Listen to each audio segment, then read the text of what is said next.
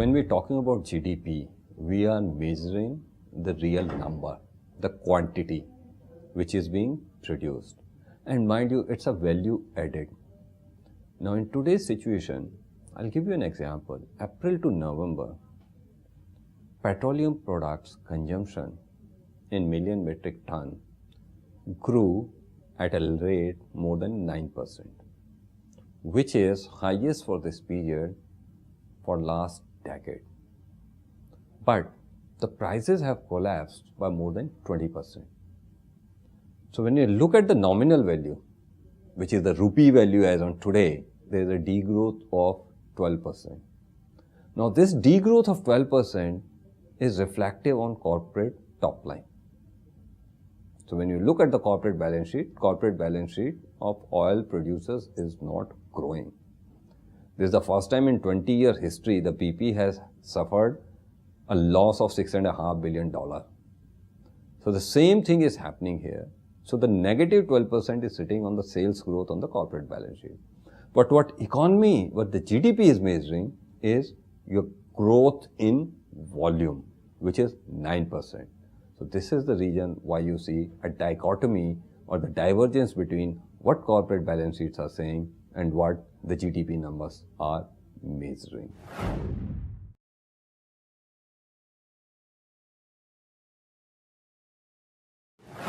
Nobody has assumed in their wildest dream that in India we'll experience deflation continuously for more than a year.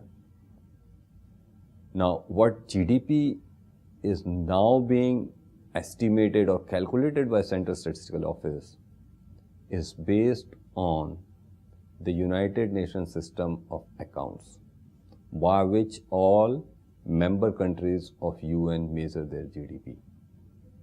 It is now the more focus is on the expenditure side rather than on the production side.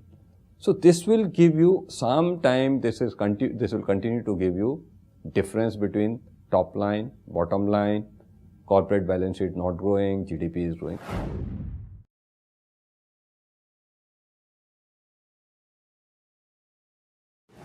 IIP is not growing, GDP is growing. First quarter manufacturing sector in FY16, IIP growth was 4.2%. Gross value added from manufacturing sector grew 8.2%. Well, you will say both are output measure. Why there is a difference? The difference is IIP mostly measure the corporate manufacturing. It is totally silent on household manufacturing. If I look the latest number for FY14, household manufacturing is 14% of the overall manufacturing. But if I look from FY12 to FY14, household manufacturing grew by 13.9%, whereas the corporate manufacturing grew just by 4.6%.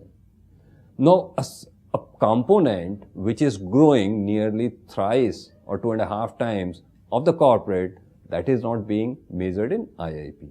So this is one difference. The second difference is IIP is still being measured at the old basket, which is reference year 2004-5. GDP is being measured in the new basket or new timeline, which is 2011-12.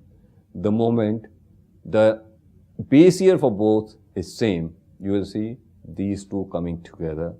Until unless the household manufacturing becomes part of IIP measurement, you will continue to see difference in both the two.